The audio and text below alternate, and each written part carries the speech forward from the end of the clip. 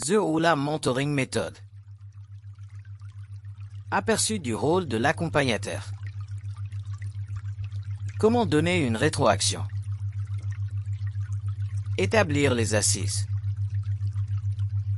Qu'est-ce que l'accompagnement? Dans le rôle d'accompagnateur, le mentor aide le mentoré à accomplir ses tâches dans toute la mesure de ses capacités, en misant sur ses forces et en surmontant les obstacles. Il aide le mentoré à fonctionner plus efficacement en l'amenant à développer des stratégies, des compétences, des comportements. L'accompagnateur encourage le mentoré et lui permet de voir les choses sous un nouvel éclairage. Pourquoi choisir l'accompagnement? Le mentoré pourrait vous demander de l'aide à comprendre pourquoi il n'arrive pas à obtenir les meilleurs résultats possibles. L'accompagnement vise à améliorer le rendement en changeant l'approche. Dans quelles circonstances dois-je privilégier l'accompagnement? 1. Lorsque le mentoré demande de l'aide, conseil. 2. Lorsque vous remarquez certains schémas de comportement ou un rendement qui pourrait être amélioré afin de générer des résultats différents et que vous savez le mentoré réceptif.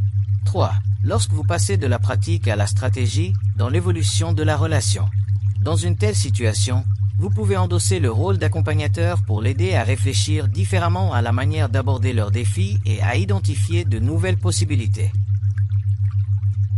Comment assurer le succès de ma démarche d'accompagnateur? Préparer le terrain, tenter de comprendre les points faibles du mentoré, son modèle de savoir-faire et sa façon d'apprendre et de travailler. Exprimez-vous. Utilisez des formules comme « j'ai l'impression »,« quand tu », pour vous aider à décrire l'impact d'un comportement. Utilisez le vocabulaire approprié. Évitez d'utiliser des directives telles que « tu devrais »,« essayez plutôt »,« as-tu pensé à » ou « Y a-t-il une autre possibilité ?» Commencez doucement. Accordez d'abord votre attention aux comportements qui peuvent aisément être changés et établissez des objectifs faciles à atteindre. Un succès obtenu rapidement permet d'accroître la confiance et de favoriser la relation. Écoutez, paraphrasez ce que dit le mentoré pour confirmer votre compréhension. Offrez une rétroaction. Offrez une rétroaction positive et célébrez les succès. Des approches différentes pour des scénarios différents. Approche collaborative. Il s'agit d'une méthode de rétroaction sur le rendement. Elle sert à renforcer ou à changer un comportement en particulier. Elle peut également être utilisée pour favoriser l'autonomie et amener le mentoré à réfléchir lui-même comme un accompagnateur. Approche directive. Le mentoré peut ne pas être en mesure de trouver une solution par lui-même tout de suite. Cette approche sert à fournir une solution de rechange pour l'amener à ne pas répéter les comportements contre-productifs. Mettre ses conseils en pratique. Approche collaborative. 1. Identifier le rendement ou le comportement à renforcer ou à améliorer. 2. Décrivez les faits sur la relation de mentorat, les actions du mentoré ou sa vie personnelle. 3. Assurez-vous qu'il comprenne. 4. Demandez-lui comment le rendement-comportement devrait être modifié, amélioré ou maintenu. Approche directive.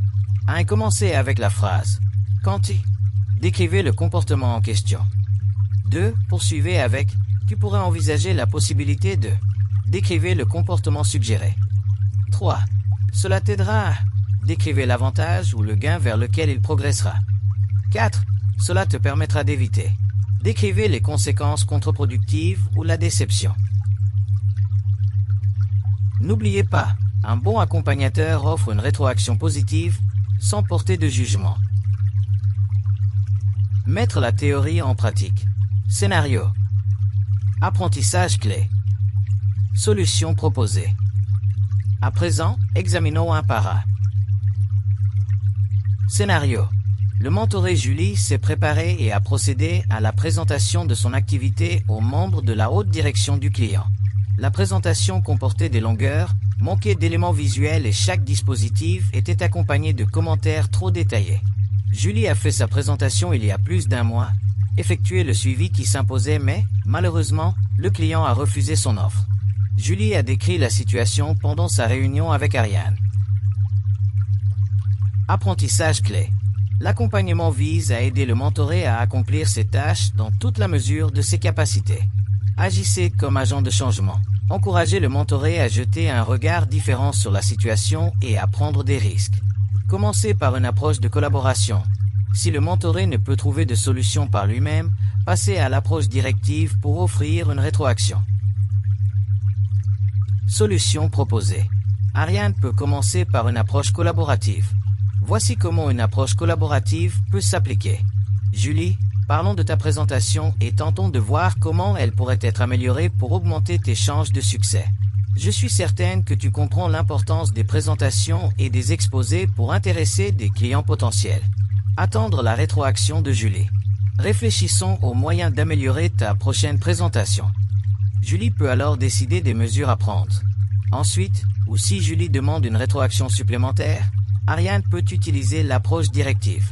Voici comment une approche directive peut s'appliquer. Julie, lorsque tu prépares une présentation, tente de limiter tes arguments à 1 ou 2 par diapositive et à les étayer par des graphiques, des tableaux ou des vidéos. Les éléments visuels contribuent à faire passer ton message rapidement et avec force à la haute direction, pressé par le temps. Tu éviteras ainsi d'être frustré par l'attente d'une réponse ou par le fait d'avoir à clarifier les points de vue que tu tentes de faire valoir. Allez de l'avant.